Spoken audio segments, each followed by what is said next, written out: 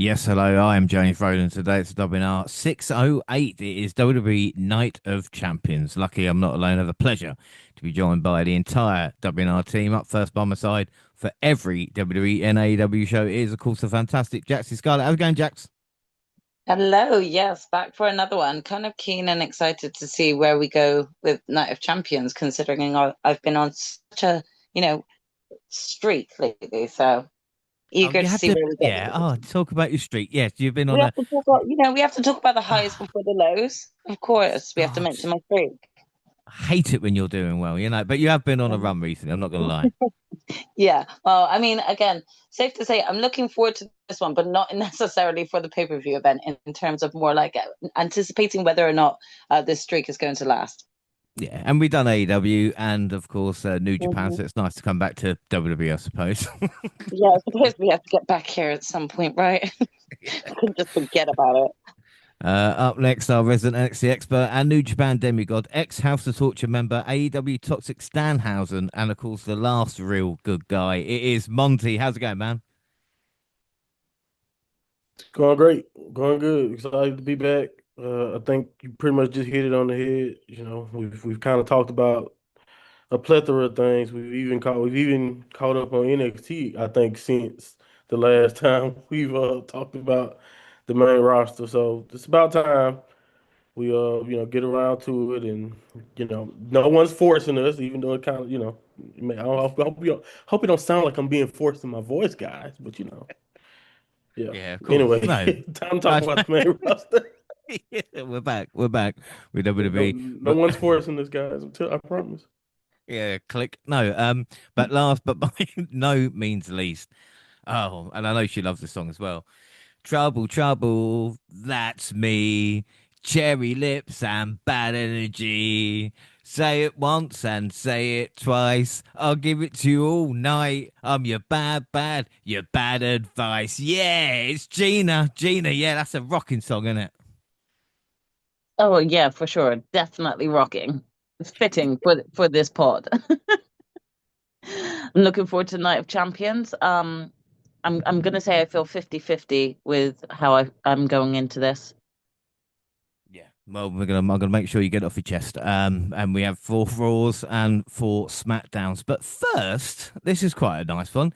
Guess who followed us on X? Gonna give you guys a guess each. All right. So, Jaxie, I'll start with you. Who followed us on X? I'll give you a clue. It's a wrestler. All right. Um, I'm are they on like sort of WWE? Are we talking? Yeah. You could. Well, not anymore. Okay, former WWE. Okay. Um, wait, Steven Richards.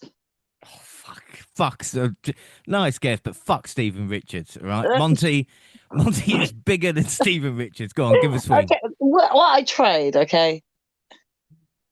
Ryback. Oh, fuck Ryback. Bigger, Yeah, I bigger. agree. But the Think, big guy. all You right, said bigger, big guy. Dina, I'll give you a clue. Think of like the biggest wrestlers of the past 20 years. All right. Steve Austin. Steve, oh no, that makes it sound a little bit. No, I mean it's the Fucking same. wish. I wish. It's the same level as Steve Austin, I will say. I'm gonna say that. I'm gonna go out there. We got So it's followed. not Maven. It's not even, unfortunately. We are now followed by John Cena. Isn't that good, everybody? John Cena loves the podcast. Really? Yeah, Oh John Cena. wow. Well, thank you very much. I Thank wonder you, if he Mr. wants to go Cena, next even though time. I chatted shit on your name.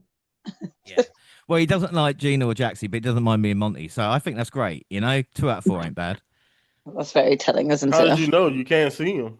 Oh, he only likes one of us now.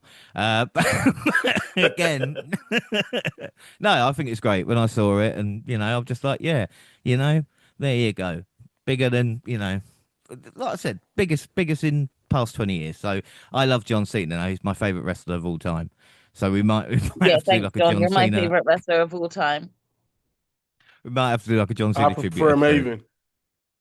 Yeah, well, we never know. Maybe one day Maven and Stephen Richards and Ryback Yes, can all please let follow me us. know. You know, Please just let me let know when us. Maven follows. I'd I rather really have need like to Mick know. Foley. I was gonna actually go with Mick Foley. Should have Yeah, done no, that. yeah, he should have. He's Well, not Maven if though. That would have He's been not better than Maven. Steven Richards for sure. I mean, even just like a cool like gamer girl like Dakota Kai or Zelina Vega would be cool. Yeah, yeah. For Or so Maven. long, we had Sergeant Slaughter as like our biggest one, and now finally, like I said, John Cena. Nothing wrong with Sergeant Slaughter, don't get me wrong, and Sam Gradwell. That's a callback. Anyway, we're not we're not talking about that. We're going to talk, unfortunately, about WWE. We move on to Raw. Of course, last left it. In Clash in Italy, I don't remember it either, so it's not in anybody's fault for forgetting that. All right, but we are in Turin, Italy for Raw, and I didn't know how Raw was longer than the PLE I had just watched, but they had an hour for the replay of the Mask versus Mask. And also, I've not mentioned the title passerer who gives it to Roman. I mean, Jax, have you noticed that? Like the guy just, every time Roman gets out of the car, just there's a guy passing him the championship. Roman doesn't carry it with him. I realized that like he never goes away with it. So it just like stays with like management, I guess, at the end of each night. Yeah, I guess he just not Um, allowed to take it maybe home. maybe he doesn't trust his kids with it, around it. I mean, there's a true thing. He's got quite a few little ones, hasn't he? So maybe it's a little bit, of a ball ache to keep it there. So he keeps it at work, Yeah, I think But so. Yeah. still, yeah, at least we know it's never getting lost or stolen. We've heard that Yeah. happening before. They got spares. Well, the OTC did start the show with the Usos in tow. Jacob acknowledged Reigns as his tribal chief, but he also reminded Jay that he didn't lose to him. He got down on one knee and bowed. Reigns shook his hand and said he loved him. We got the King of the Ring Fatal Four Way: Carmelo Hayes versus Solo versus Penta versus Oba Femi. Femi pinned Solo in a fun match. But Monty, my problem is with WWE. This is my first problem. I'll come to you. It took about 34 minutes into the show to see the first punch getting thrown. And again, for me, there's just too much. I know I'm not watching the kickoffs and the post shows and that's on me. But I shouldn't be doing it on a Raw. Yeah, well, I mean, that's probably exactly where you're gonna get it. Cause Raw, I mean, Raw loves to do the little opening promos. It was to the point to where when they didn't do that, people were giving them props for opening with a match or anything. But yeah, they love these, long standing promos, and it's just like I think if you have a distaste for it, it's just another sign that the formula is what it is. And I'm not saying it don't work because obviously it can work, but that's part when the product is a little bit less interesting to you. Some of the things that are always there or always annoying become a little bit more annoying or a little bit more noticeable. I think so.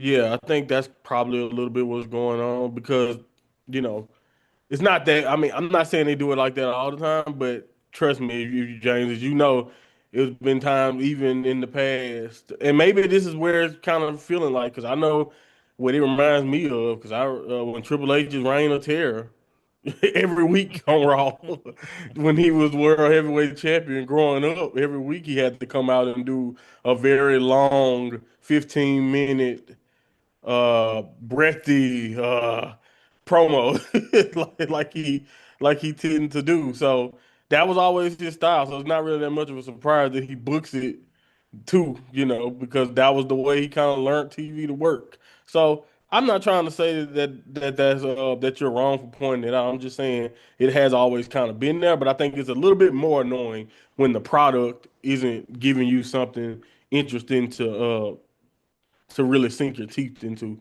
But as far as the match go, I think, like you mentioned, this is really when Raw or WWE is at its best when they allow them. I hate that they do it this way in a sense, but at the same time, I do think Raw is at its best uh, when they kind of go outside of the formula when it comes to making these type of matches. So I do understand what you're saying. It's kind of like a shame that it took forever to get here, but and then to be fair, it was only like a 10-minute four way, which is crazy when you think about it. There's a 4 way match and it didn't last that long at all, but they did do good with it. I will say that. They did. Everyone in it, in my opinion, did good trying to take out. If it just felt like everybody was trying their best shit to try to take out Obafemi, and of course they failed. But again, this was a. I thought the match itself ended up being good, but like you mentioned, it is that ratio, 35-minute promo or 35-minute break, and then a 10-minute, 9-minute match. That's WWE right now, unfortunately. Mm. Yeah, I have to agree. But again, it's fucking annoying. Laruda said he's not finished with Brock either. So Ruka came out for her first official interview as Women's Intercontinental Champion. And she got a "You Deserve It" chant. She thanked the fans for believing her. She gave props to Becky Lynch, and nothing else happened. Rey Mysterio and Dragon Lee versus Rusev and Ethan Page. Ray got the win for his team with 619 to Page. Reigns told Jay in the backstage segment he needed to win the King of the Ring to go win the WWE Championship. The first Queen of the Ring match was up next with Judy, Roxanne Perez, Sky and Lash Legend fighting for a spot in the semi-finals. Sky advanced, pinning Julia. But we should say Judy is half Italian and has changed her look. Gina, do you think that's going to help Judy? Because again, she's come up and now maybe in a little change, character shift as well. Do you think she can finally, get some traction? Yeah, I'm hoping so for sure. I like Julia, and we all forget when she first initially was signed and was just sat in the crowd and had that amazed look when the camera panned to her and the crowd went crazy screaming for her. That's more the look that I think she is looking like again now. Whereas as soon as she joins, she did kind of change her look up a little bit. Probably to suit her more heelish character, and that's not necessarily a bad thing, but I think, they kind of flopped the ball a little bit with her taking quite a few L's here and there, and the championship runs not being as great as they could have been. So I think with this new look, it could show a bit of a shift in her character, and that might reignite the hype that was once there when she was first signed. So I'm hoping it does for her because I really like her. Yeah, I think without a doubt. LA Knight was not happy at all during a backstage segment about the bloodline coming back into power.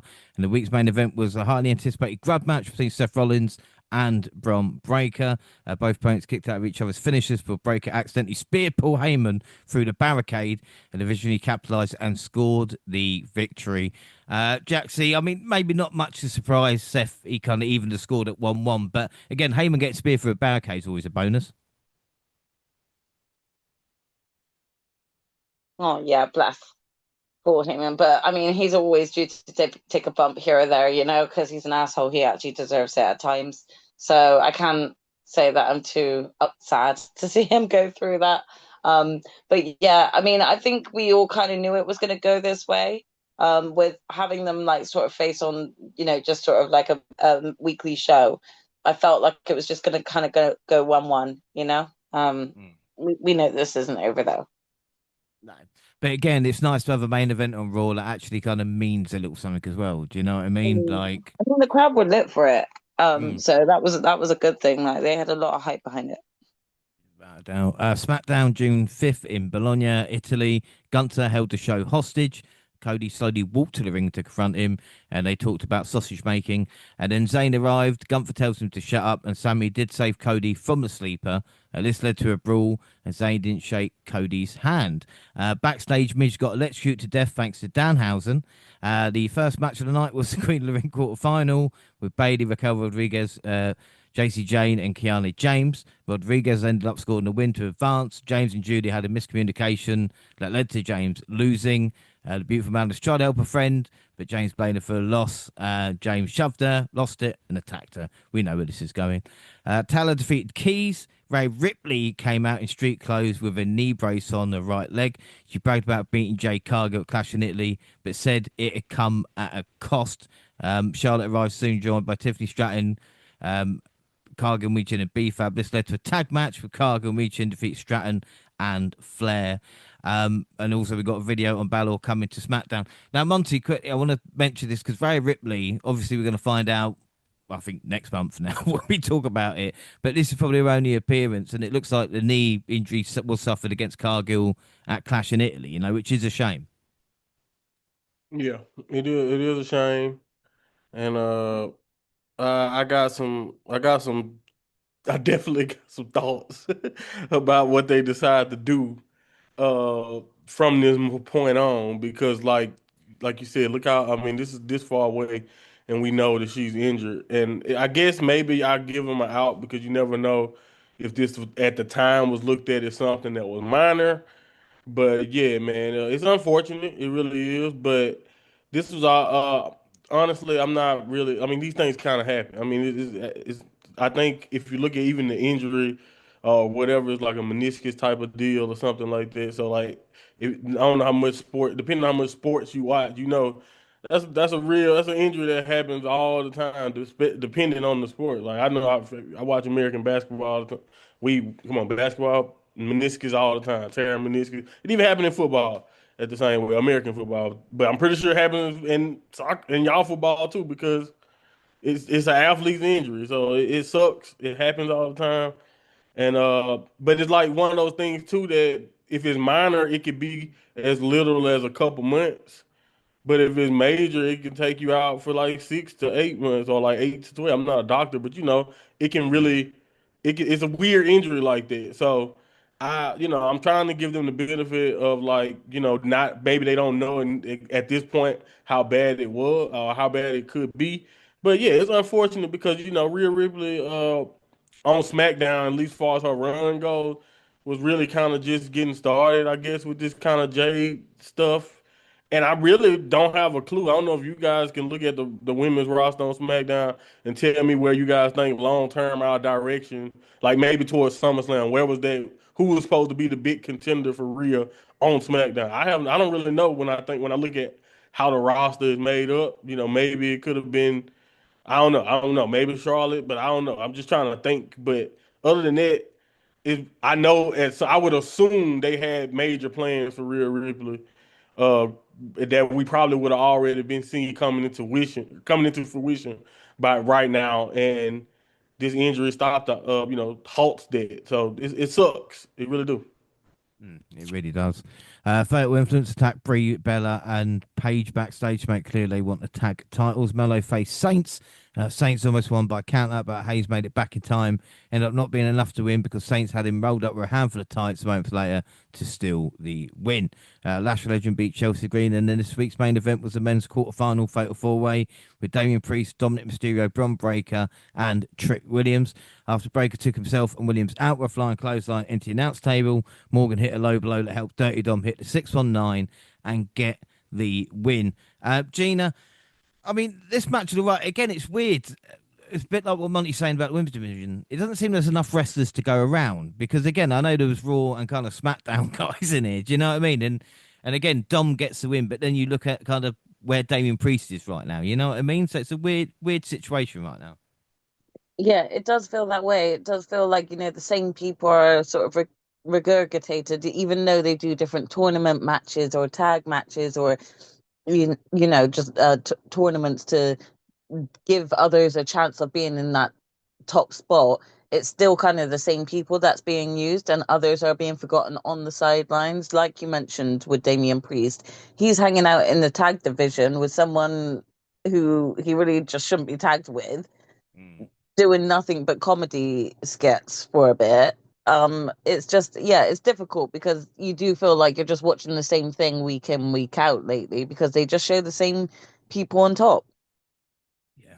No, it's frustrating, and again, like Dom get the win, but we know where this is going. Raw, June 8th, Obafemi started a show in Paris with a huge pop and a warning to Brock.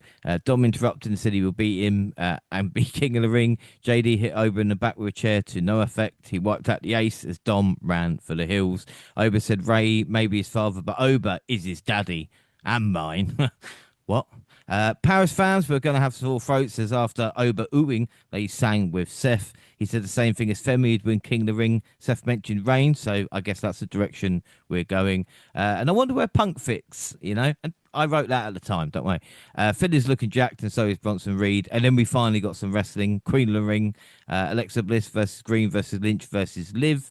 And after fun, fatal four-way, Green looked to have had it won with an unpretty, but Liv managed to roll her up for the win. We then got Chad Gable continues the apology tour with Penta, who said it's Mysterio he needs to talk to, but Ray said there are more to apologise to. Sol Ruka put right Intercontinental title online against Lyra Valkyria. This was good. Ruka retained with a Soul Snatcher. LA Knight was on one. He said the bloodline is always the same. Pierce is in the pocket of Roman. He said Jay couldn't win by himself. Uso then arrived, babbled a bit, then fired a warning shot. Knight said, "Screw your family." Intercontinental Championship, Penta versus Rey Mysterio for the first time ever in WWE. They gave this match time and it was good. Maybe not the passing on the torch from Rey to Penta, but no one else has come close. Penta got the win with the Destroyer. Rusev and All Ego attacked afterwards. Dragon Lee tried to make the save, but Rusev snatched the mask of Rey. Gable made the real save. And this was good stuff. I mean, Jaxie, we just mentioned few divisions not really having a lot of people, but I feel with Penta and the Intercontinental Championship, there is a few people who can legitimately challenge. You know what I mean? There's a few ways they can go with it.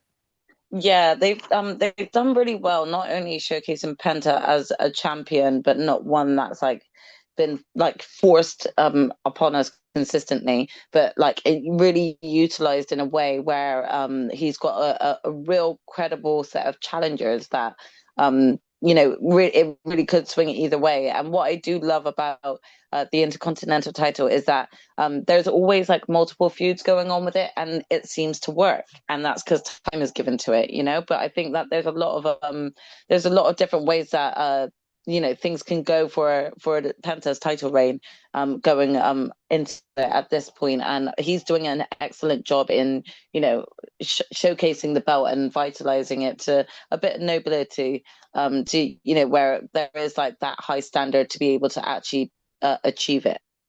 Yeah. Yeah, and again, it's difficult fitting in, as we mentioned, like the same people on top, and Penta's kind of slotted his way in there. Do you know what I mean? And deservedly Yeah, so. He's been a great champion, like you say.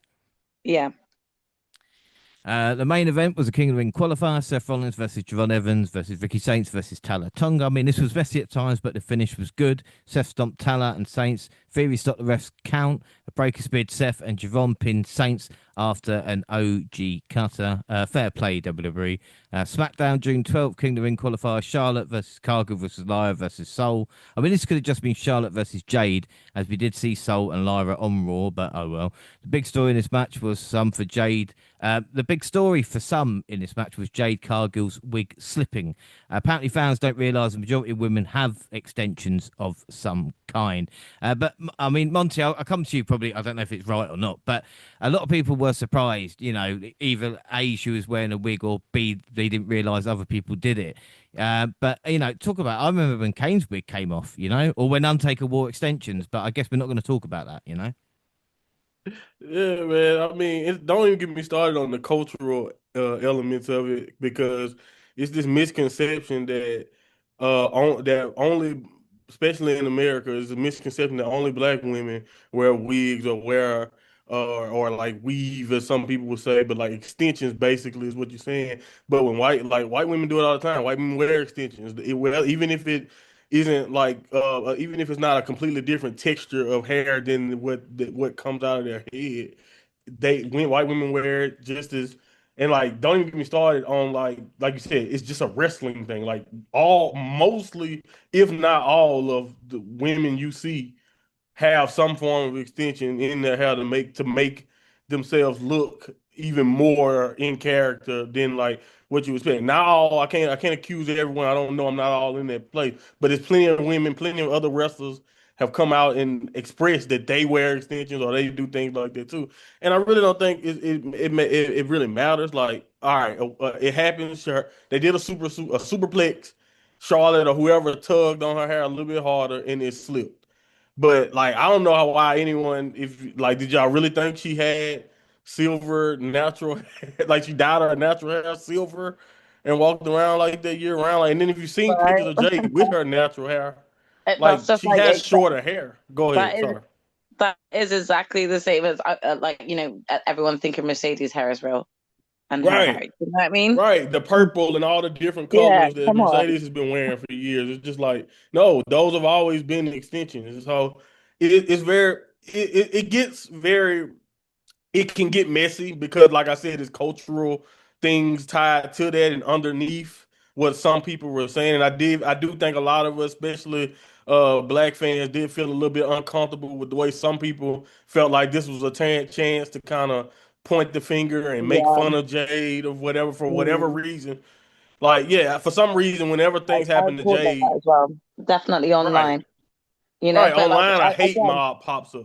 I feel like, a lot of people forget like Liv Morgan's hair is not all of her real hair. She's got like extensions, Right, and we've seen those falling out mid-match and things like that. Yeah, it might not be as extreme as a wig, but it's like these things happen. People wear accessories. Like this is a character that they're putting on. But right. also there is a cultural heritage but behind, women of color and wigs. So Yes. it does, there is a threshold. There's a really thin threshold that not everyone realizes is there when it comes to sort of hair care and Right.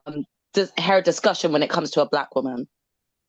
Exactly. And like I couldn't put it better myself. And like that's basically what I'm getting at. So people was running around and just making some basically just making some out of nothing or just using this as an excuse to continue to have unfair criticism or just hate towards Jade or make fun of Jade for something that one could have happened to anyone, but two isn't that big of a deal because like Jackson just pointed out, when they like these are characters on your television screen. Jade Cargill on television has silver hair. Jade, who's a mother and go home to her husband, may have black hair and it's shorter. Like that, like that's how it goes. And like it really ain't anybody's business outside of that. But like these are television characters that you see on your screen, and like I just it's unfortunate that it happened like that. And Jade handled it beautifully, if you ask me. With basically just saying this is like one of her worst fears because I'm pretty sure a lot of the women award this is like the same thing as a wardrobe malfunction. You know what I mean, Jane? We seen wrestling all the time and girls, come undone in the middle of the ring and like Yeah, all the other exactly. like Yeah, it's it basically the is. same thing idea. So like you just don't want they just don't you don't ever want that to happen if you're in that situation as a performer. But again, for fans to kind of use this and to make it a deeper thing or try to make fun of Jay, that was just uncalled for. And if you don't know any other underlying things that we're referencing here, this is also a good opportunity to actually do some research and understand the intricacies of what I mean when I'm talking about its underlying cultural things and underlying things, or talk to a woman about it, because women will tell you, about the underlying things and just like all types of the conversation that goes within hair dynamics and wigs or extensions and all that type of stuff. But it's not really a big deal. But you know how it is, James. They blow But everything also, out of like, proportion. also going from what you're saying, Monty, like Hmm. as a male, maybe even more elderly males may actually have that same understanding. There's no shame that there's been like toupee incidents and things like Yes, that have also 100%. occurred. So we can't say that it's not a universal thing to like feel a little bit of a shame when your hair goes out of place. It's exactly like someone's false eyelash falling out of place or Trump's wig constantly falling off, which Right. everyone seems to forget. So let's not forget that too. It is also a call out to just show like it's kind of damned if you do and damned if you don't, especially for a woman of color. If she wore her natural curls out and wore her natural hair out, there is probably going to be an abundance of hate that just comes out online because people don't seem to like a black woman's natural hair. So then they wear these wigs sometimes to fit those beauty standards, and then you still make fun of them for it when there's, a wardrobe malfunction. But it's Right. just, it's kind of one of those moments where you are kind of like, well, rather than, continue to point it out, and why not just move on? Did it affect the rest of the match? Did it affect anything else that was going on? No, all it did was probably become one of Jade's worst nightmares, which she did say in an interview is one of her worst nightmares happening. So just take a little laugh at it and move on. There's no need, but it does still feel like there's damned if you do and damned if you don't. Damned if I wear this wig to fit in with the regular beauty standards that's expected, really, Right. or damned if I don't and have my natural curls out and people cuss me out because I'm wearing my natural curls and that my afro's everywhere. So it's Right. it's still pointing out, that Nia kind of Jax got a lot of segregation. crap. Nia Jax got a lot of crap when she finally wore her curls out at one point. Everyone was saying she looked Right. weird and stuff like that, you know? Exactly, exactly. And Meechin too. Meechin just started to kind of wear her curls a little bit differently. Mia Yim just started to do Yeah, that. And like even on the exactly. internet, you can see her talking to people about, no, this is my natural hair. Like she gotta come and remind people every year that Mm. she's that she's mixed. But I mean, like look at that's what I'm Naomi. saying. Naomi started embracing it as well, went with all of her hair out, like, Right. and she embraced it beautifully. So, yeah, that's just I think this is a lesson for if people really do want to educate themselves on the Yes. sensitivity of the subject, they can. But hopefully, from this little insight from us, they kind of understand the bigger picture of the sensitivity behind it. Yeah. No, like I said, I can't really add anything to it apart from maybe just the ignorance of people. Sometimes makes me wonder if they ever watched like an episode of RuPaul's Drag Race, that the mind would just explode because they wouldn't be able to understand. Like you Great said, point, Jay. Great point. put together. Anyway, as for the match, Charlotte made Lara tap to the figure eight. Paige and Brie Bella defeated Lani Reed and Fallon Henley. Backstage, Kit Wilson revealed that Danhausen may have broken the Miz, who instantly rattled off old catchphrases while sporting the old electrocuted hairstyle. Kit then electrocuted himself. The last real good guy, as his shirt red, called out Cody Rhodes and asked for an apology after an accidental tope suicide that left him lying last week. He did not get one, instead rapidly intensifying verbal back and forth ensued, culminating with an exchange of slaps and Zayn stomping out of the arena. Ray Phoenix beat Axiom, and after last week's King of the Ring tournament loss, Trick Williams was pissed off, and that transitioned to a three-way mic battle involving Carmelo Hayes and Ricky Saints. Hayes and then Saints will battle for shot next week. The standard pro wrestling brawl ensued, and Williams stood tall. Tiffany Stratton, Chelsea Green versus BFAB and Mi Chin. Well, Mi Chin scored the victory for her team. A post-match beatdown of Stratton and Cargill staring longingly at the US title suggests that is the direction we will go. And then the King of the Ring match, Jey Uso versus LA Knight versus Royce Keys versus Finn Balor. A wild and chaotic match down the stretch. Keys was booked like a monster, absorbing everything, including the triple powerbomb through the announce table. Still came out looking like an unstoppable force until an inadvertent distraction from Solo Sikoa proved to be his downfall. That allowed Jey Uso to get the win. And Gina, this is probably the first time I've joined in a SmackDown match for about a year and a half. Like, this was good. Sorry, this is the first time you what? Enjoyed a SmackDown match for about a year and a half. Oh, I get what you mean. I get what you mean for sure. Just keeping the entertainment and the hype up there. But I mean, Jay got the win, but Royce Keys again might not be getting used, but was used well in this match. Yeah, I enjoyed seeing him. I think he paired well with Jay, and Royce can be seen as maybe a bit of a hard hitter, but it just shows like, the different versatility for Jay to just have to fight and make his way through. So it was a great match, and I like Royce. Yeah. Raw June 15th, Bloodline start the show much like they have for the previous 5 years. I see no difference. Do I care about Jacob versus Jay? I don't know. Fatu didn't acknowledge the Usos, but Roman has a new Ulafala for Fatu, and the Usos weren't happy, and then Fatu attacked, I don't know, Carlito or someone. And then we got the Queen of the Ring semis, Raquel Rodriguez versus Io Sky. The Genius Women got the win with Over the Moonsault in a fun match. Chad Gable tapped out Rusev in his first match in a year. Ray and Lee saved Chad from a post-match attack. LA Knight spoke about the bloodline. Jimmy Uso answered first and tried to rethink his position. This brought out Jay.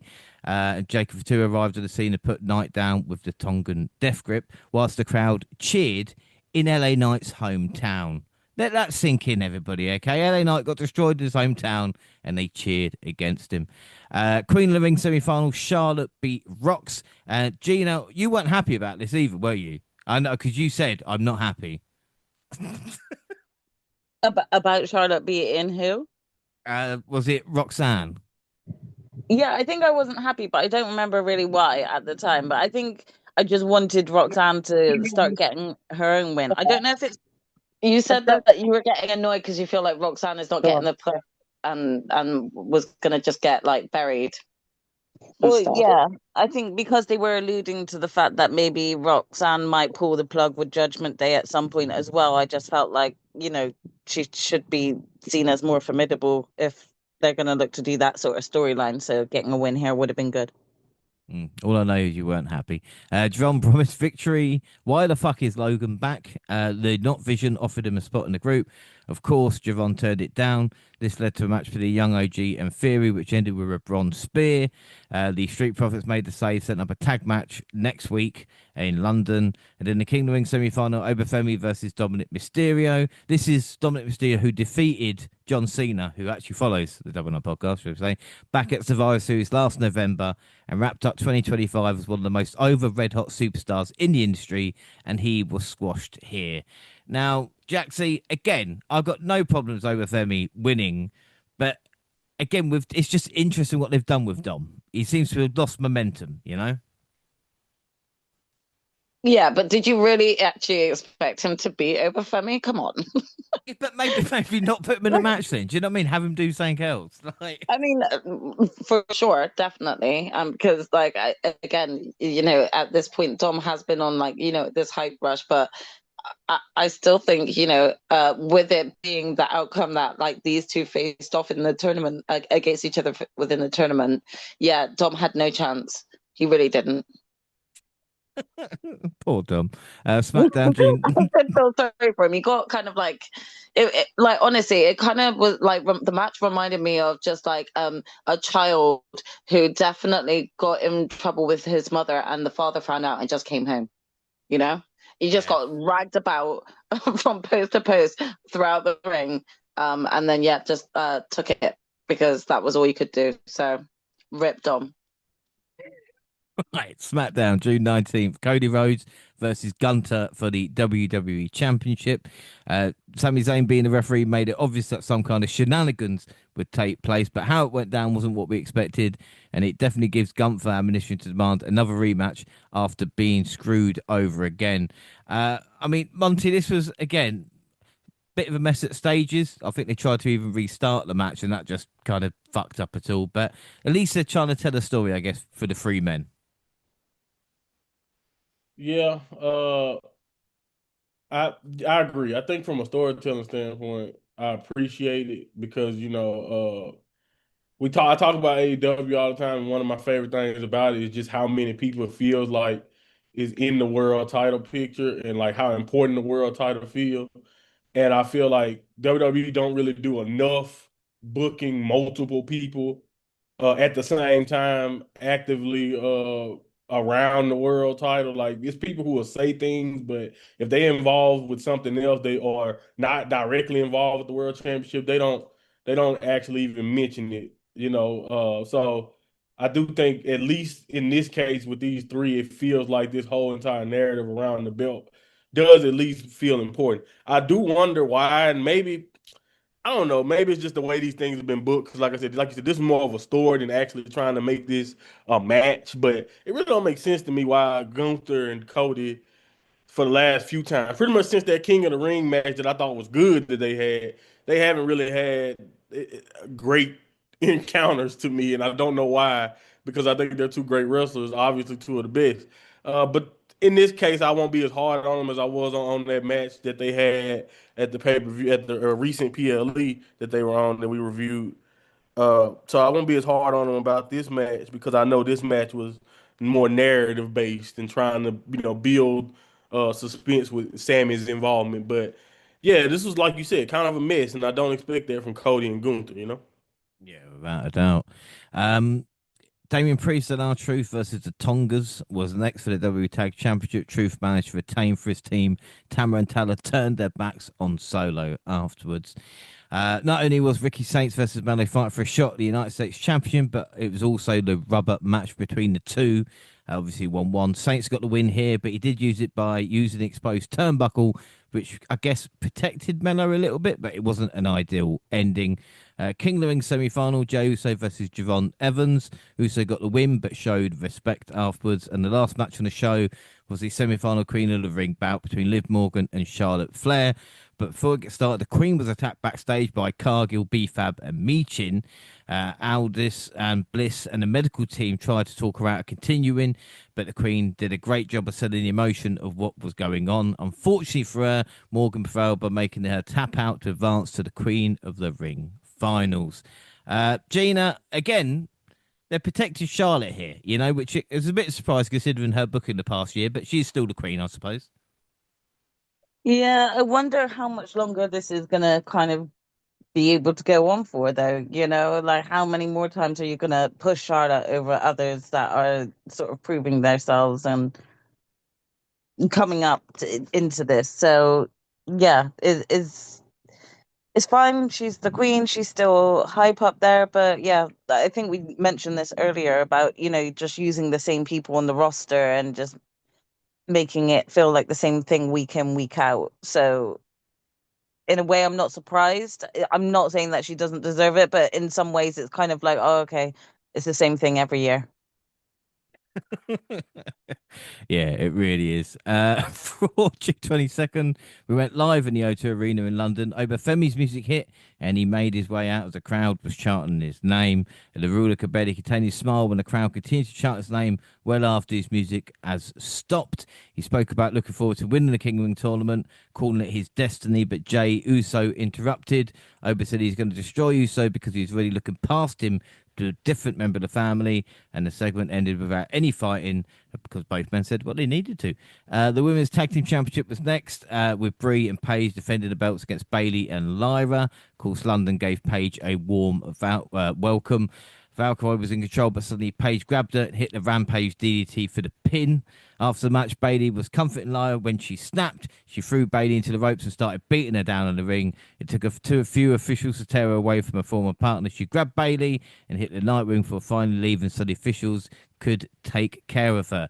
Jaxie, that's the thing. You've got to remember, all women hate each other. That's what I forget sometimes. You know what I mean? And WWE tells me this. I mean, yeah, why would they, want to like try to get along, especially being a former tag team together, Why? Yeah. This kind of also reminds me of, how quickly the tag team of Julia and Kiana James like kind of separated, Yeah. you know? But I mean, were you surprised that it wasn't? It was Lyra turning on Bailey. I suppose maybe that was. No, I actually saw it being Lyra, to be honest. Because again, I don't mean this in a mean way, but Lyra kind of needed the relevancy more. We've seen Bailey do sort of like the turning on a friend before. Like I think they needed to change things up yet again for Lyra. So this was like their way of being like, okay, let's have her do this. Mm, yeah, I agree. Chad Gable's apology tour continued, this time with the Alpha Academy. He said he don't owe them anything, but he owes them an apology. He said he's sorry and held out his hand. Otis was about to shake it, but Maxine stepped between them. He said everything about Gable's a lie, and she knows they want to forgive him, but she doesn't. Otis went with the rest of the academy. And Monty, you know what I'm going to say, man, but how the fuck is Otis, who is not had a proper storyline in God knows how long, still elicit this emotion with the kind of crowd? And like I said, Maxine Dupree being a bit of a bitch, I'm going to say it. I'm going to say it. True, true, true. Even though I do feel like it's good storytelling. It's gonna look even worse what she do later, of course. But but it did feel like it did. I did like the storytelling at the time because it was like like you shouldn't automatically forgive like the heels because Chad was an a-hole for a while, so like you shouldn't just automatically forgive him. So I do like when they do that, but at the same time, I'm not going to dispute whether or not she was being a bitch. But what I will say uh is that when it comes to Otis, I wish I understood it, but believe it or not, I think Otis benefits much like not in the same vein as R-Truth, because I feel like we love R-Truth for different reasons, but I just think Otis is somebody that when you see a guy like that, he kind of just make he makes fans happy in a sense. Like I don't know if I ever seen a wrestler like him to where it's like he don't got to do a lot. They don't ever ask him to do much. He probably could do a whole lot more than they demand from him, and it probably would be some of the most compelling stuff you've ever seen. Because I feel like when they do use him for story beats, it's usually pretty interesting. He usually do a pretty good job with it. But yeah, Otis is like you said, his position is just solidified. And I don't know exactly what he did to get that. But I do know that I also enjoy Otis. Like whenever his spot in the tag matches come, he kills it. And like the few one-on-one encounters he's had, or they give him an opportunity for He's one of those guys that I feel like they just plug in and he does his job well all the time. And I don't know if the fans always appreciate. Maybe the fans can see that and appreciate it, and outside the fact that he's just good at what he does and he's funny. But yeah, I don't know. I just think Otis is he's unique and like in that vein. But he's also so unique to where I don't think anyone is saying we need Otis to be our world champion. But at the same time, we love Otis, and I feel like if they gave him more, I don't think the fans would hate to see him do more. I know I wouldn't. Let me say, I can speak for myself. I don't think I wouldn't hate him being more important than he is. But yeah, I think Otis is just good at his job. Yeah, I completely agree. Ethan Page beat Dragon Lee. Liv and Io came face to face. She yelled at Morgan in Japanese until the champ punched her. They fought until Sky sent her out the ring with a drop kick. Jimmy versus LA Knight. Well, Solo spiked Jimmy to give Knight the win. Danhausen had a backstage segment with Dominic Mysterio and JD. Danhausen cursed McDonough, who immediately shocked himself on electrical equipment. Can people stop electrocuting themselves, please? Street Profits defeated the Vision for the men's tag team titles. We saw Logan Paul trying to get involved, but then Seth Rollins showed up. Bron noticed too late, and like we said, we had new tag team champions. But I mean, Gina, again, we've talked about the tag team division and the direction, but I get the Profits are champions at this point. I'm talking to you, so that's good, isn't it? Yeah, I guess because we've not had them as champions for a while. They were off the scene, so it would kind of make sense because there's a big hype around them. Um, I don't know. I do feel like there's just something that's not working with this tag division right now. It's difficult. Yeah, we'll see where the Street Profits take it. Maybe they help liven the tag title picture up. I don't know if just the Vision and Logan Paul have just really brought down the atmosphere of the actual tag division. But let's see if the Profits can bring back some hype around that division. Because it used to be such a heavy division, and now it just feels like there's the same two or three tag teams that are in the title picture. Yeah, that is true. And then on to SmackDown. We're still in London. It was the same day as the England game. This was taped on the Tuesday, I do believe. Trick started the show, Tennessee Mad Lash legend last week. Congratulations. Ricky Saints made his presence felt, and after back and forth, slapped the US champ and ran away. Alexa Bliss and Tiffany Stratton versus B-Fab and Me Chin. Cargill interfered, cost Stratton a match, then laid the babyface out to further build her heat. Chelsea Green tried to save Tiff, but got a match versus Jade as a result, which Cargill easily won. Triple A Cruiserweight Championship match, Ray Phoenix versus Nathan Frazier. I mean, how dynamite is this, Phoenix won in an unsurprisingly fun match. LA Knight and Solo had a chat. Sikoa defended his actions, admitting his hate for the family and the bloodline. And more surprised, he attempted to forge a partnership with Knight to help battle Roman Reigns, Usos, and Jacob for two, but the megastar rejected the offer. Tamatella had turned her back on Solo as well, as we've mentioned. I mean, Jaxie, did we care about what Solo's doing in relation to the bloodline? Like, I mean, no, he kind of does his own thing week in, week out, to be honest. Like 1 minute he's pursuing Royce Keys, the next minute he's, chatting shit about his family. I don't really know where his head is at right now, but I'm pretty sure it's not that he wants to get back involved with all that, to be honest. Well, we shall see. Page returned to London and beat Fatal Influences Jacy Jane. Danhausen and Matt Cardona beat Los Garza. And I mean, Monty, I have to come to you because obviously we talked about Danhausen, and electrifying people, so to speak.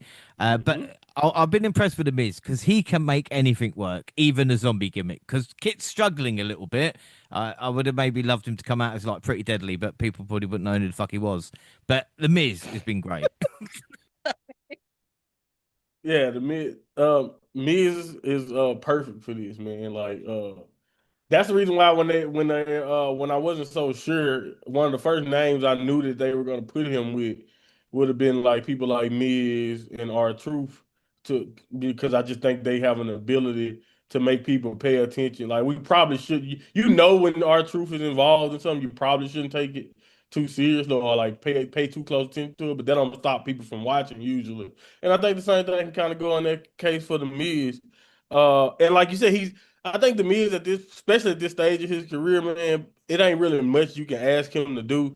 or nothing he has done or you can ask him to do that he won't be willing to do or can't try to make work. Because at this point, you got to think about what the Miz has everything the Miz has done for so long. Like I don't like it. That's gonna be another one. Like I know there's been a lot of like people who depart WWE. And I'm just like, damn, I never thought they would leave. Man, when they if they ever tell the Miz to go or they ever let him go, I'm gonna be like, wow, the Miz actually left. I wouldn't. I really would be surprised. That's one of the ones. But at this point, I'm kind of lying. I don't think I'd be surprised by anybody now these days the way things are going. But what I will say is though, like you said, he's the ultimate pro, and like it's really cool that he is disinvested or invested enough to not take himself so seriously to be like, hell no, I'm not doing this. Like whether you like what they do with Danhausen or the goofiness or all the electrocutions and all that stuff, whether you like that stuff or not, it really is cool that it's important that the other wrestlers, people like the Miz, is out there taking it seriously and making it fun because that's the reason why I think Danhausen works is that it's ridiculous as hell. But the wrestlers are like I mentioned in the past, the wrestlers selling for it makes it, in my opinion, funny to me. But again, uh, at this point, the Miz can do no like I really don't know what they could ask the Miz to do that he wouldn't do. If they told him to lay down to Rhea Ripley in a one-on-one match or Jade, Miz would say yes, Yeah. 100%. To be fair, he would be the underdog going into both matches. That's just because, like I said, the way they booked him. The last 100%. Julie and Kiana James brought their rivalry to conclusion when the beautiful Manders dispatched her former business associate in a surprisingly good match. Blake Monroe debuted on SmackDown and attacked Julia. And then in the final opportunity to hype the match on Saturday night, Undisputed WWE Champion Cody Rhodes, Sami Zayn and Gunter all state their claim to the title. This segment also featured King of the Ring finalists Obafemi and Jey Uso. The entire thing started as an in-ring promo for descending into chaos with all getting involved and ending, can we all say it together, in a brawl. I mean, Gina, if in doubt, just have a brawl. I think that's in wrestling. Do you know what I mean? That's rule number 3 or 4, I reckon. Yeah, although it is a standard weekly thing for WWE as well to, okay, let's just have everyone come out, friendship groups come out and everyone have each other's backs. Let's end SmackDown the same way. It's not really surprising that they end in brawls. It's much nicer and refreshing when you don't have it every week, because it does feel like more chaos. But when you do get it every week, sometimes it's better not to have the brawl. Yeah, just somebody go, okay, we've done enough, and just walk away politely. Like, why can't we understand? See you Sunday or whatever. Yeah. See you Saturday. Exactly. Say hi to your mum for me. Oh, well. Anyway, it is time for Night of Champions. It was June 27th. We had a kickoff, which was in studio. I think this was 2 hours, but I did black out a little bit. Joe Tess, Biggie, Peter Robertsburg. We got a sit down with Liv. Trick was interviewed. A sit down with Jey Uso, who said he's equal with Roman, but Roman is still the tribal chief. Well, you're not equal then, are you? Biggie worked out with Bron. With 30 years since Austin 316. 30 years, everybody. I remember when that was like 3 years ago. My entire life. Yeah. Oh, anyway, we got a chat with Triple H, and then the main show started with the King of the Ring finals, Obafemi versus Jey Uso. And despite being a former World Heavyweight Champion and incredibly accomplished overall, Uso is simply no match for Obafemi. So giving him an ounce of optimism only for him to ultimately fall short was probably the correct call. Oba became the 25th King of the Ring. 25th. God. With the fall from grace. Jaxie, I know I'm old as shit, but my God, what did you think of the opener? I mean, yeah, this was like a shock in a good way for me, but I kind of didn't want it to go to any other person. I think if anyone deserved to kind of, get that feat at this moment in time, Obafemi's done a great enough job, and so he deserves it. So I was really pleased for him. Yeah. Monty, like I said, 25th King of the Ring. I can name maybe 8. Do you know what I mean? So it's a bit hit and miss over the years. Yes. I think Billy Gunn won it, right? Yeah, but he I, keep I mentioning just Triple H remember. and Stone Cold, and I'm like, that's 30 years No, no, ago no. now. You I'm know? thinking about the ones who fell on their face. I don't care about the ones we all remember. I'm trying to Oh, think about names that people King may not remember. Mabel, can't forget King Yeah, Mabel. King Yeah, Mabel. Don't Ken forget King Shamrock, Mabel. all the big names. Yeah, King Shamrock. Didn't William Regal win it? I think Regal won it. I He think was a all the good British king though. ones. Yeah, Yeah, Wade of won it course, as well. Yeah, yeah, of course, yeah, Wade. Yeah. Of course, Sheamus definitely won it. So yeah. Yeah. It hasn't always been great, has it? But but yeah. I don't know. That's one of the weird things. The King of the Ring, in my opinion, it feels like it should have way more prestige than it does. But I do remember they had just stopped doing it for a long time too. So even WWE is not always confident in the concept. But yeah, man, I liked it. I think Jay Uso don't get enough credit when like he get overly hated when he screws up or when things don't go great for his segments or whatever, and he don't get enough love when things go well. Because I thought his King of the Ring run, match wise, like you said, the 4-way he had was great. I thought his match with Javon Evans was really good. And I thought this match he did what he needed to do. Like he put Obafemi over. He did everything he could. He used almost every tool in his bag that he basically used to become world heavyweight champion. And like you said, Obafemi just overwhelmed him and was just way too much. Do I think this was like anything awesome or anything? No, I don't think it was long enough to be that. But it didn't have to be. I think it told the right story. It was just like I don't want to call I don't want to use the stereotypical immovable object, but this is basically 100% what it is. You know, it's just you're trying your best to just meet everything that Obafemi brings, and Jey Uso is just no match. And I think the reason why it was interesting because I felt like WWE had some, this is the first time I give them props for doing. They did the right thing, but they did it differently because Obafemi was so concerned with Brock Lesnar. That's why going into it, I was like, oh, okay, well, they pretty obvious about it, but it seemed like Jey Uso might pull this off, even if I feel like the smart move or the right move was going needed to be Obafemi, just because it just made sense. But they did it right. They subverted your expectations if you thought Brock was gonna come into play here. And he didn't. He won it. And like at this point, it was all up to what would he do from here. Because now I'm wondering, oh, we're going 100 right already into the Oval versus Roman territory. So I wasn't mad at that. I thought if they felt confident enough to do it and they're gonna actually give Oval the push to right to the world title, I was 100% into it. But we'll see how that turns out as far yeah. as what they do after this. But yeah, this as far as that night and Obafemi being king, it was just right. Yeah, I think about that, and I think that's the thing as well, you know. And Gina, I think it's true. I think we all thought Brock was gonna show up because if they said he wasn't, then we would have gone over, wouldn't we?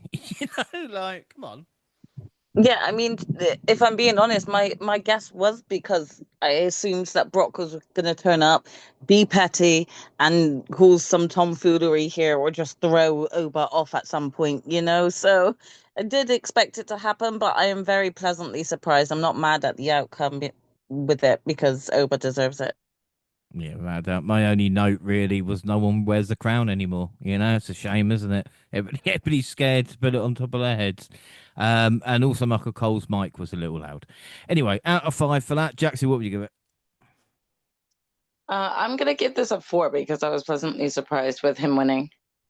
Monty?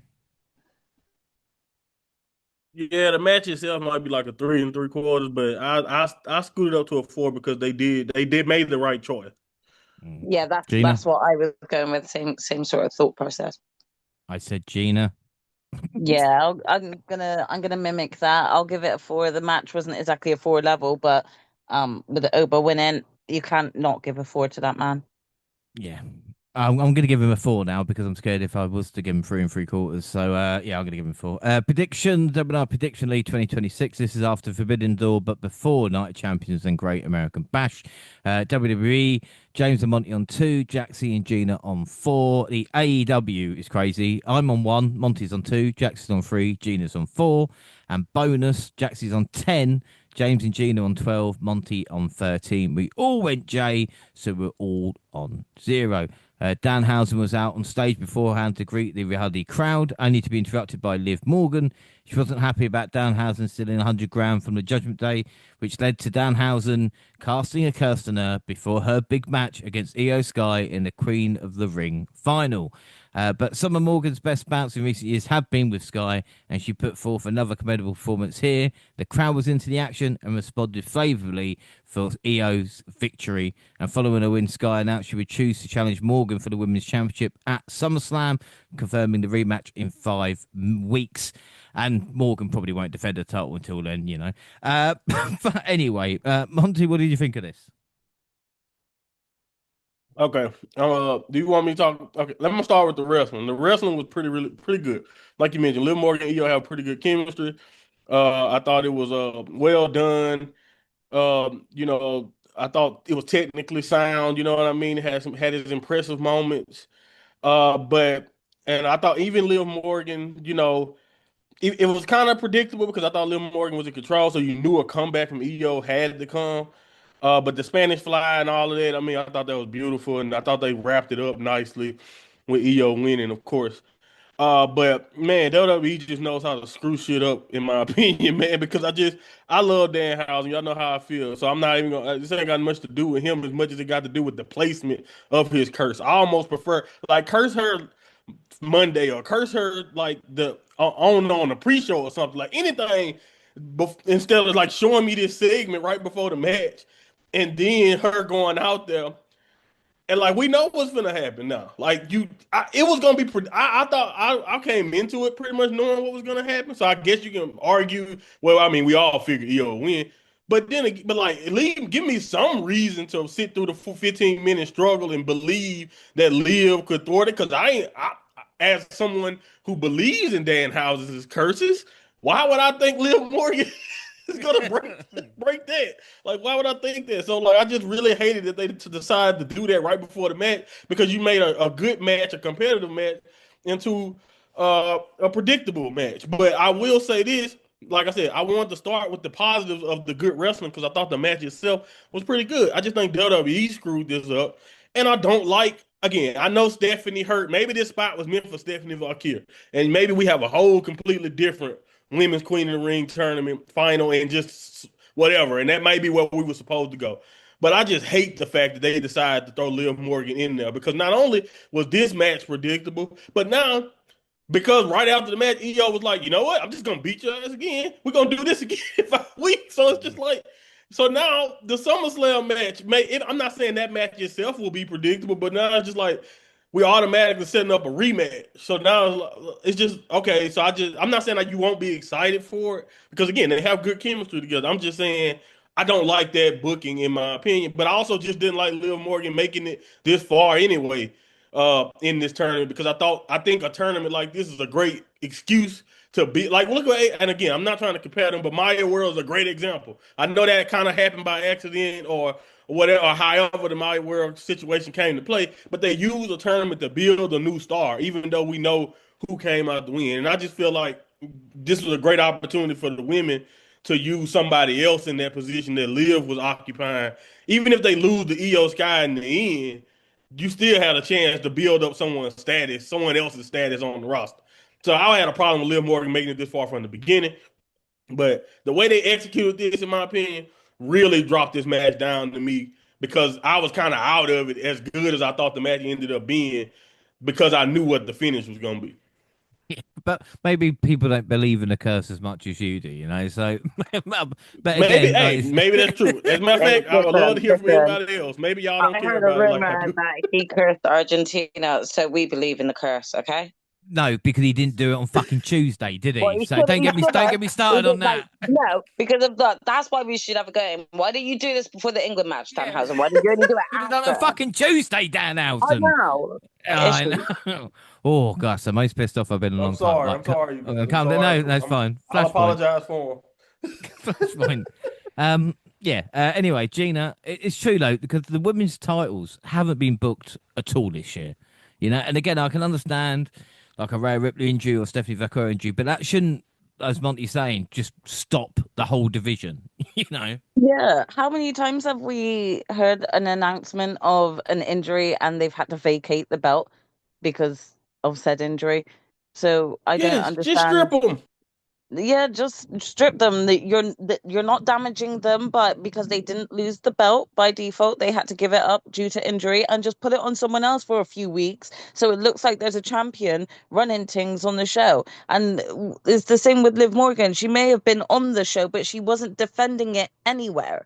Like because she was too busy being in the tournament herself, which made no sense, took a slot from someone else. It's boring. I'm sorry, it's boring and it's not what I want to see. Like we were just saying, it's the same thing, same people all the time in the same type of matches, and it's just getting boring.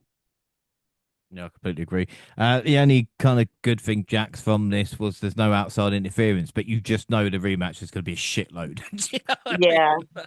Yeah, I mean, I really don't have much more to add. I think both my sister and Monty like kind of pointed out like the strengths from this match, but also like the ongoing issue with which is like sort of regurgitated constantly. But yeah, it's one of those things where I'm glad that it wasn't Liv that had the outcome of this match because that would have made me incredibly angrier. But just like Monty said, I was angry she was even in the final. Um, when we get to SummerSlam, you know, I hope Io is not so naive as to think that because she didn't have any interference in this match, that is not going to occur at SummerSlam. You know, so I hope she's prepared to actually see Raquel and Roxanne throughout that match. Yeah, without a doubt. EO is so cool, though. Scores out of 5. Monty, what would you give it? Give it 3.5. 3.5. Gina? Yeah, I'll give it a 3.5 as well. Jaxie? I've gone 3.5. Yeah, I'm going to give it a 3.5 as well. Predictions, we went EO, so we're all on one. We then got the steel cage match, Seth Rollins versus Bron Breakker, and it was weapons galore as both Rollins and Breakker brought tables, chairs, and anything else they could to find in the ring with them, even though it was a cage match. But hey, I'll calm down. Rollins endured several spears, and Breakker didn't go down easily. It was a war, plain and simple. Rollins put Breakker through a table with a suplex, along with a curb stomp off the top rope that earned him the victory. Gina, what were your thoughts on this?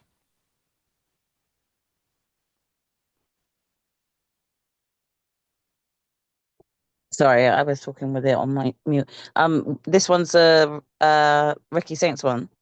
No, it's Bron versus Seth in the Oh, the cage. Braun Seth one. God, I'm mixed on this one too. Okay, I'm mixed on this one too because I felt like it was an okay match, but I don't know what they're trying to do with this storyline here. I thought this storyline was to sort of elevate Braun up to the point where he surpasses Seth.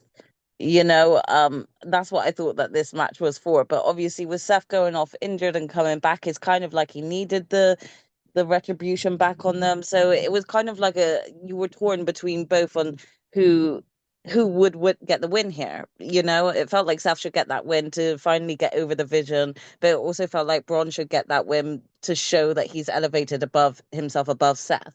So it was just one of those matches where I couldn't actually tell really who was going to get the win with this one, which is kind of rare. I feel like I can call a lot of the matches, but this one was rare. So I did enjoy it. I was grateful that Braun Breaker didn't injure himself, at least to a point that he's written off again. So yeah, I enjoyed the match, I guess. I'm a bit gutted with the result, but that's more because of my prediction. Yeah, without a doubt. But Jaxie, as Gina said, Bron finds himself where so many have before. On the losing end of a feud against a guy who's deemed, like a main Mm. event or so. And where's he I go kind of now? felt gutted for him a little bit because, like, this kind of just felt like, all right, well, where does Bron go from here now? I feel like this should have been something that was handled and taken care of at WrestleMania, and because it didn't, it got to this point. But like, I also was kind of relieved for Seth to pick up the win here to finally just put an end to like his feud, and he could also move on himself.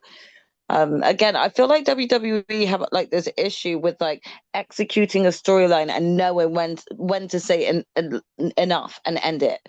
And they tend to just lengthen a feud out to the point where nobody knows really who the right winner or the right person to win should be. So yeah, I felt a little bit gutted because I don't really know like in what direction they're going to take Braun at this moment in time, especially singles wise. But for Seth, I was kind of like, okay, can we move on? Because this is kind of getting stale, like another LA night and the bloodline situation, but with Seth and the Vision, you know. So I didn't really want a repeat of that. So hopefully that's the end of it. Yeah, without doubt. Well, another thing tonight, because I watched the replay of it, bronze bleeding was blurred out. And Monty, what makes me laugh is people thought it would be like the Attitude Era on Netflix, but this was a WWE decision to blur out the blood, and they have blurred out swear words and fans chants as well before. Yeah, it's actually almost, I think, been more monitored in a sense, like, or at least just as censored or monitored than it ever was in the past. So like or like, when everybody was talking about the USA PG era or whatever. So yeah, it's very interesting about uh that they decided to do that. I mean, I'm indifferent. I think at this point you kind of like lean. I think like AEW leans into the fact that they're going to show you some shit that's hard to watch, and I think WWE might be leaning into the opposite of that. It's just like, nope, we might do some things every now and then, but we're gonna try to sanitize and keep it as sponsor friendly as possible because at this point Nick Khan or whoever is making the decisions is just, I don't think they care about is whoring themselves out for the next sponsorship. So I doubt they want too much. They don't want any damn, I'm trying to think. They don't want any syringes being stuck in people's faces like AEW will pull out every now and then. Because that might scare their sponsors away. I assume that is the thought process. But They yeah, just this is draw a the pretty line good at electrocutions. Like they go, you can electrocute right. someone backstage, But but see, I guess they like that's like Acme. That's like the old cartoons back in yeah. Looney Tunes. Like, yeah, it's ridiculous. Don't you can explain that, but we can't really explain somebody pulling out a syringe at the PLE or whatever or what, I don't know. But yeah, so again, it's weird, but it is what it is. I guess it's one of those things you kind of gotta maybe come to expect now. But I thought the match itself was good. I thought this was a pretty good cage match, even by WWE's standards of a cage match. I love the fact that they added the weapons to it. I just thought it was a solid match. Pretty good uh, spots playing out throughout the match. I thought were good, and I really do agree with y'all because I do think at what is the point of the whole feud? I know injuries have made this a longer feud than it probably would be, but yeah, man.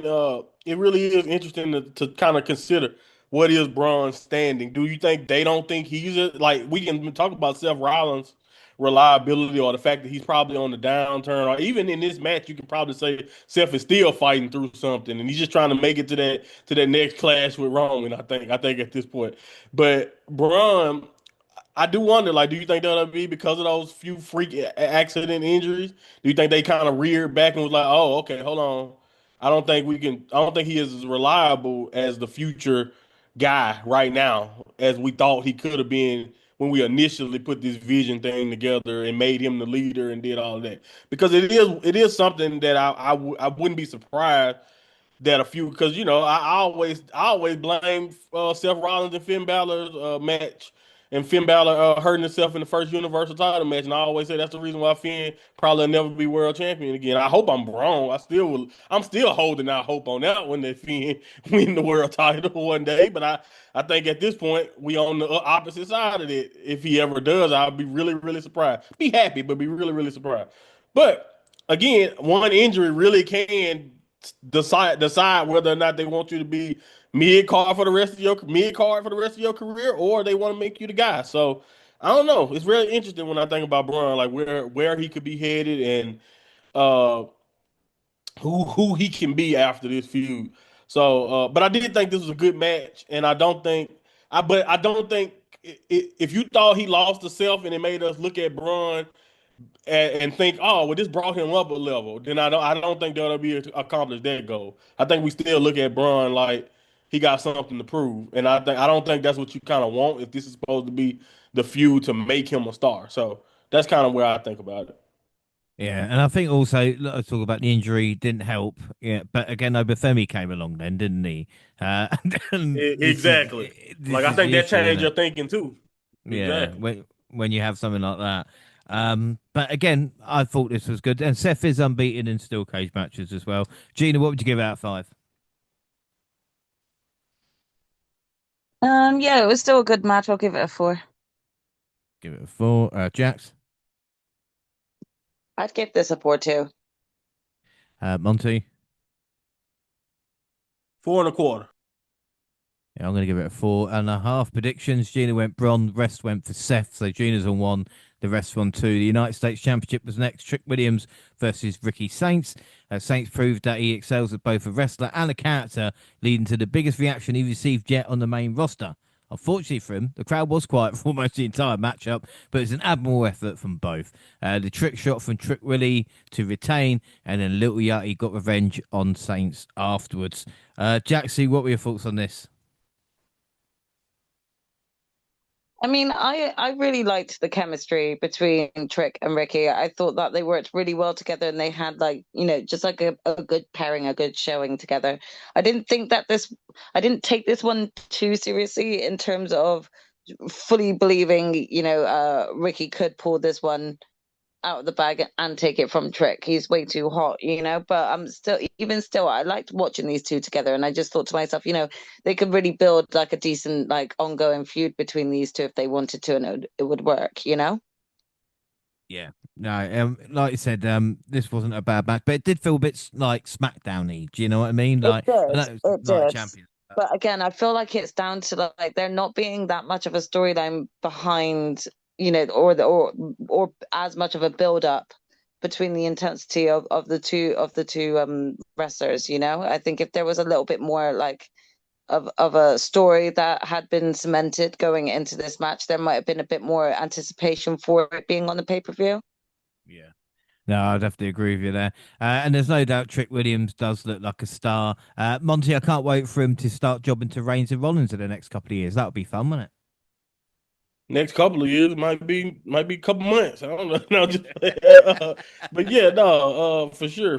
I think unfortunately that's kind of where we are. You can see these guys and be like, that's the guy, and then like you just said, we can obviously just see them losing to the actual guy who's like 45 now, or something like that. But but yeah, I don't know. But I think Trick, like you said, I think the whole point is that Trick is a little bit too hot right now to kind of think that Ricky ever really had a shot. And I do unfortunately believe that could affect your investment in this match. Like you said, it did feel SmackDownish.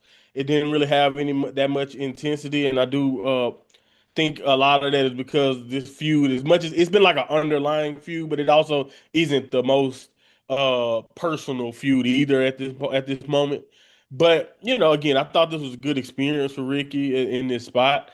Uh, I'm gonna be honest with you. I don't know why, but I just feel like when he made the move, I felt like Ricky would be in a I don't want to say treated better. I just felt like he would be in a different situation than I feel like he's on a trajectory for going. But it's still early, so I'm gonna give it a break. I'm gonna give it time. I thought at the end of the day, this is still his first title match, first in this position on a PLE. So I think that's still a good accomplishment, and I hope that the future is bright for Ricky in these scenarios because I like Ricky Saints. But as far as Trick Williams go. He's riding the rocket. I just think, hey, at this point, man, just keep riding it, man. Ride it until the wheels fall off. And y'all, you know how I feel about Trick Spencer James because we watch him develop into where he is now. So I'm always proud whenever he do well, and I thought they both did well. But I think this match, if it suffered from anything, it might have just suffered from just like overall investment in the story. Yeah, I would agree there. And Saints is an interesting one. Gina, I think you did well to turn your back on him. He's probably devastated, but I think you did right. And we'll just see where he gets to in the next few months. Yeah, it's just unfortunate. My interest went elsewhere and I didn't watch NXT to keep the hype alive. But yeah, I kind of agree with exactly what Monty said. I mean, it was good experience for Ricky, but the feud wasn't really as intense. I think if it was like a Mello versus Trick match, maybe it would have felt more pay-per-view worthy than SmackDown worthy. Um, but yeah, still good attempt from Ricky. I don't have a problem with Lil Yachty, but I'm also not sure how much longer I'm going to be interested in him hanging around because it's going to be kind of the same sort of feeling as Pat McAfee. But I'm going to still keep the benefit of the doubt going for now. But yeah, it was what it was. Yeah, no, I lost interest in him about a month ago. So out of five, then, Jaxie, what would you give it? I think this is a 3.5. Yeah. 3.5. Monty, Yeah, 3.5 was a good one. I think that's a fair one. Jaxie. Sorry, Gina. Ditto. I'll give it a 3.5. Yeah, I'll give it 3 3/4 prediction. We went trick. So Gina's on 2, the rest are on 3. We've got the Women's United States Championship next. Tiffany Stratton versus Jade Cargill. And Stratton and Cargill's matches have always been a bit hit and miss since SummerSlam last year. So there's nothing out of the ordinary about this encounter. At least they worked at a frantic pace and it was never a dull moment. It became clear there was no interference in any other matches on this show because WWE was saving it all for this one. B-Fab and Meacham attempt to assist Cargill to victory, only for Chelsea Green and Charlotte Flair to counteract him. Charlotte hit Jade with the championship belt and let Tiffany hit the prettiest moonsault ever to retain her title. Monty, what were your thoughts on this? I think you hit it on the head at the beginning about it being hit or miss when it comes to their track record. I think I've seen them have better encounters than this. Uh, I feel like Jade had better results when she didn't have faction help, which is not normal. Like if you just look, again, I love the fact that she has a faction. Don't get me wrong, but I feel like in most of these big matches where Meechin and B-Fab come out, it don't work out for Jay. And it's very funny when you just look at how dominant Jay was before she went to them for the Rhea Ripley feud. Like, like it's even funnier than when you think about how good she was by herself. Like she handled Tiffany easily when she won the title by herself. But like when she gets the help, it turns into this mess. So I do think WWE kind of messed this up. Like I said, because I think Tiffany and Jade have proven that they can have a solid match or a good match. I don't necessarily think this was one of the better matches, but I don't know how much of it was just them and how much of it was okay. This has turned into like just kind of like of a mess of like an interference fest, and just it depends on how you feel about it. It wasn't even that long either, though. They also didn't have a lot of time to give you anything else other than this. Like, I think that's why the pace was what it was. But, so I don't know. I thought it was okay. I thought it did what it needed to do as far as like if you just wanted Tiffany to finally get a win back on Jay. I thought it accomplished that. And also, it can, of course, continue the obvious SummerSlam match that we're going to get between Charlotte and Jay. I think they have not been hiding the fact that that is the big match that they want to give us. I'm assuming it's going to be on SummerSlam. But yeah. So yeah, I think it did what it needed to do from that point of view. So I don't think it was negative, but to act like this was anything great would be a lie. Yeah, it's true. I would agree with that. And Gina, another thing as well, Jay Cargill now has been pinned on the third straight PLE. And again, she's dominant enough to respond from it, but it's just a bit weird, isn't it? Yeah, again, you see them protecting some members of their roster from actually taking pins and taking L's, and then there are others that they want us to take as formidable, but then they happily let them take L's. And I don't know, there are some matches where you think like that wasn't the right call, and it was obvious it wasn't the right call. It should have been this other person to get the win, just to keep that elevation or hype going about them. But yeah, I don't know. I feel like Jade is in that hit and miss, just like Monty said, is difficult because she's had really great matches and she's improved. We even said last pod, I think, that she's improved a lot, but it's like this is a setback in a way, isn't it? So, but again, is it protected because of the tomfoolery that happened? Yeah, I don't know. I just hope it doesn't set her back. No. And again, not to be negative, and Jackson, don't know what you think, but with Tiffany Stratton, she's just there. Do you know what I mean? Like, she's not, I don't know, like, her performance maybe haven't improved or whatever it is. I don't know about Stratton at the moment. No, I think you're right, and I hate kind of saying it like that because it's not like I'm saying it to be necessarily mean to what she's done or what she can do within a division, but that I don't know whether or not it's the booking or just kind of ever since her return from since Royal Rumble, there's just not been that much hype around her. So I think there's still a lot of like disappointment on like Julia losing the US belt to her in the first place. um, so I think it's just carrying on from that. Yeah. So out of five, then, Monty, what would you give it? 3.25. Three and a quarter. Gina, A three. Jax. I'll go 3.25. Yeah, I'll give it three and a quarter as well, just to be nice. Predictions, we all went Cargill, apart from Monty. So Monty's on four, Jackson James on three, Gina on two. And the main event for the Undisputed WWE Championship was Cody Rhodes versus Sami Zayn versus Gunter. And these three had fantastic chemistry, easy for me to say, and kept the crowd engaged throughout. There was no shortage of suspenseful near falls and finishes exchanged. It helped that the outcome was generally unpredictable and could have ended at any moment. It came down to Zayn and Rhodes in the middle of the square circle going back and forth, culminating with Zayn stealing the pin to clinch the prestigious prize for the first time in his career. This had an electric environment, and the crowd treated him like a total hero. Gina, can you believe Sami Zayn is WWE champion? I'm actually shocked, and I'm more shocked at myself for not like actually thinking of Sammy to take this win. I forget that Cody is quite a humble person. He's probably happy to always be transactional and say, "Yeah, I don't mind losing it for another 2 weeks to get it back," or something like that. So yeah, I definitely feel shocked by it because I thought Cody was going to retain, but it was still a good match, and it definitely kept us all awake and on our toes.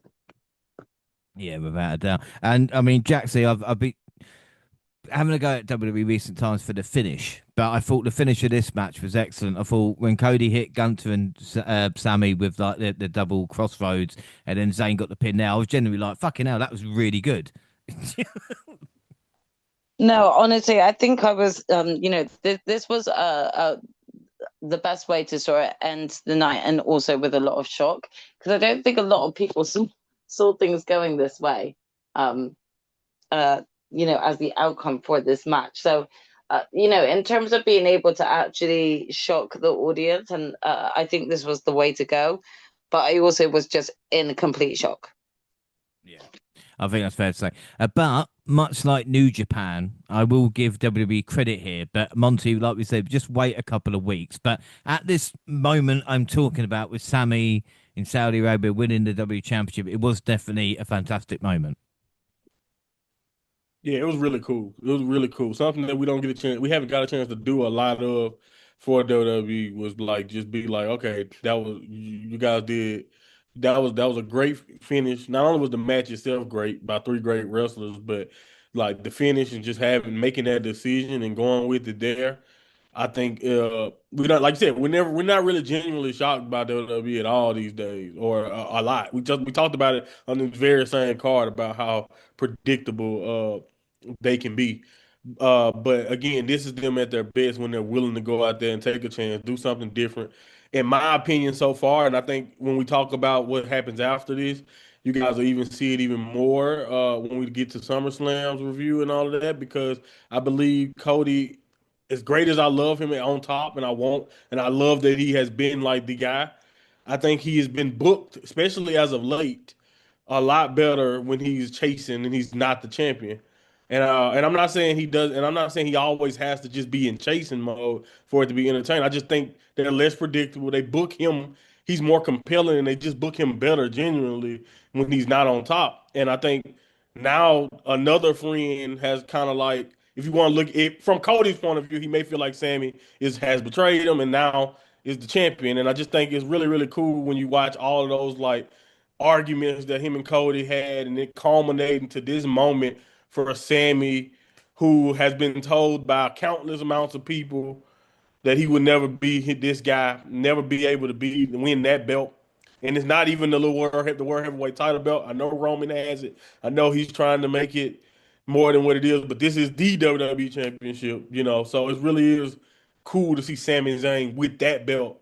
Because you never, again, I'm not gonna let, like I just said with Finn Balor, you give up after a while. You know what I'm saying? You just like, hey, he had a great run. He's done everything he needs to do. I got a perfect example. I don't know if we're going to talk about this on this review, but Sheamus is a great example because I always thought, oh, it's okay. Sheamus will be around, and one day they'll give him the Intercontinental title, and he'll be Grand Slam. And now, you know, he's not. You know, Sheamus is not even with the company anymore now, and he probably, I don't know. He may come back one day and get that chance, but I don't know. You never know at this point with the way how things turn out with people's career, especially with the way with TKO on top. So this is really cool, and it's really good that they went on here and they did it. No matter if this was gonna be gone by the next day, or no matter what happens after this, he won the world title. He won it in Saudi Arabia. So that was cool and important, and you can just see the elation on his face, seeing Kevin Owens and everybody else, and just all the people, not even people who in WWE was showing love and just talking about how much respect they have and love for Sami Zayn or El Generico on the when he was in the Indies. And for him to get on top of WWE, it's just amazing, man. Because again, this was never guaranteed. So I was happy. I was very, very happy as somebody who's been watching Sami Zayn since day one under the WWE banner. But even somebody who knew about El Generico and ROH, it's really, really cool to watch him because he's a great guy. Like Yeah. outside of wrestling, great guy. He is the last good guy. So it's really cool that he's the WWE champion. Well, the irony is as well is that due to the way we do the podcast, Sami Zayn will have a longer title reign than Callum Newman. So I suppose that's a bit of positive. That's a bit positive because Newman lost that in the one show, and I felt bad for him. But again, Sammy is gonna, like I said, leave this podcast as champion. But yeah, I just thought it's like I said, Sami Zayn deserves all the credit. The only thing missing would be Kevin Owens coming out to give him a hug, you know. But then again, would they fly him all the way to Saudi Arabia for that moment? And he did have a really nice moment They when too cheap Zayn. for that. Yeah, that's what I'm saying. Yeah, yeah. But again, great main event. Gina, what would you give it out of 5? Yeah, it was a good match and I really enjoyed it. I'll give it a 4.5.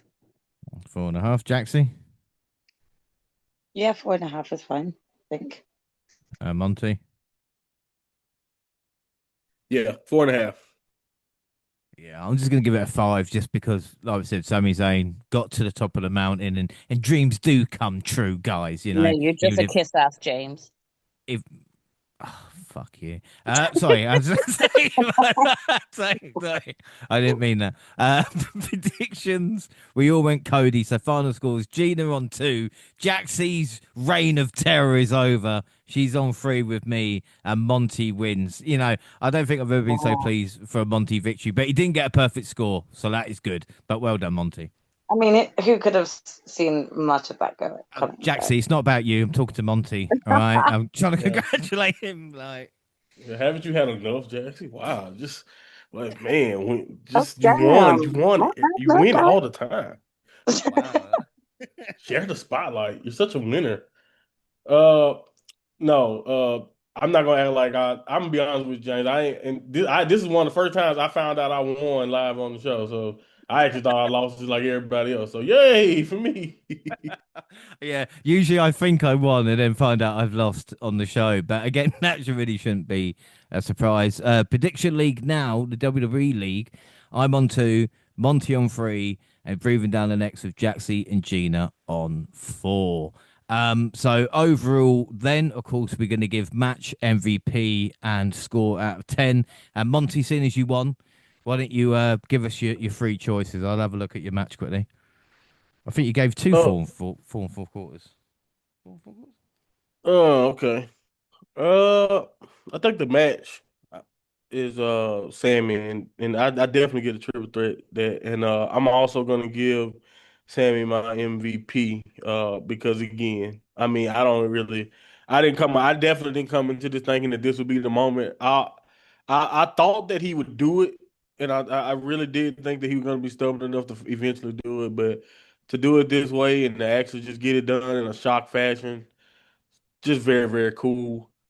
But yeah, so overall rating, um, 7.5. I think that's fair. I thought it was a good show. Had some moments in it that was probably like, SmackDown or Raw matches, but the crux of the show, the cage match was good, the main event was good. Even though I don't like how they did it, Io Sky and Liv, I thought was good, and Oba Femi winning King of the Ring. I thought they made a lot of good choices, which I can't necessarily say I felt like they've done this year when it comes to PLEs consistently. They haven't always made the most interesting choices or had gave us the most fun shows. So I will say Night of Champions was definitely better than what they've been giving us on average this year, you know? Yeah, I would agree there. Gina, same questions to you. Um, Out of ratings for the match, I think maybe the main match was my highest, wasn't it? Yeah, that was 4.5. Yeah. Yeah, yeah. So I'll give the main match my match of the night, and I'll give MVP to Obafemi. I'm happy for him and proud for him on how good his run has been and how hype everyone is for him. So I'll give it to Oba. Overall, I mean, yeah, again, we could have done with one of the matches without one of the matches because it did feel like a SmackDown show. But other than that, the show did what it did and it didn't go on for too long, you know. So I think a 7.5 is good. Yeah.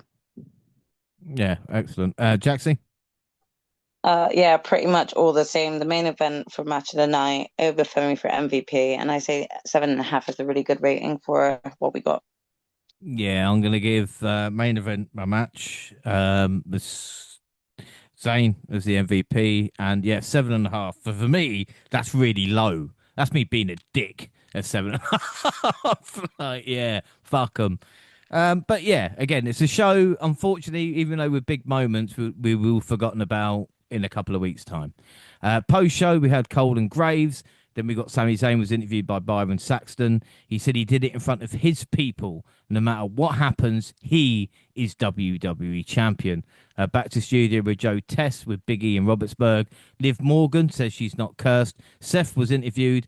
And Monty, you did mention this earlier, but Seth saying he takes every match as his last now, and he wants to keep up with the new guys. So again, that's kind of him saying like, yeah, maybe he's not a step too short, but do you know what I mean?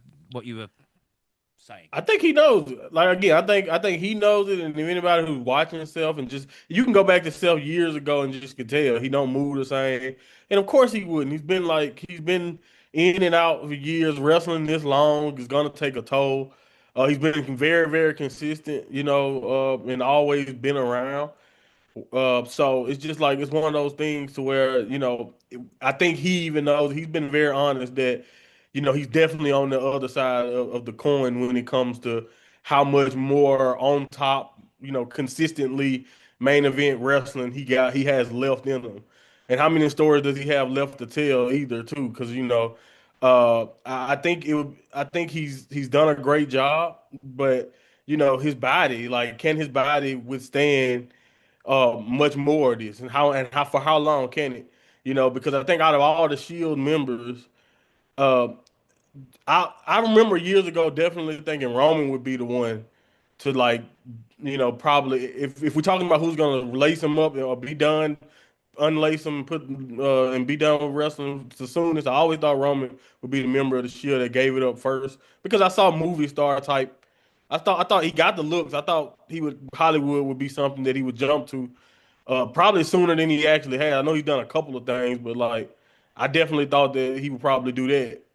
But like self when it comes to injuries and serious injuries is really take the cake. So I'm not really that surprised that Seth is right there next to him. It's kind of funny how Moxley, even though he wrestles the craziest style out of all three, Moxley seems like the one who I don't think is ever injured at this point. It's kind of crazy when you think about it. But yeah, but so again, Seth is at the end of it, in my opinion.